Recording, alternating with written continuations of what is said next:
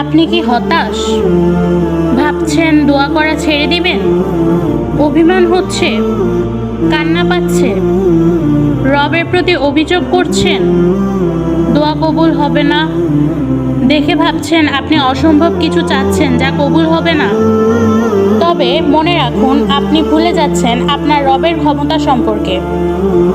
যেই রব আদম আলাইহিসসালামকে মা বাবা ছাড়া বানালেন, যে রব মুসা আলাইহিসসালামকে তার শত্রুর ঘরে বড় করলেন, যে রব মরিয়ম আলাইহিসসালামকে স্বামী ছাড়া সন্তান দিলেন, যে আল্লাহ আর কত কত অসম্ভবকে সম্ভব করলেন, সেই আল্লাহ আপনার দোয়া কবুল করতে পারেন না?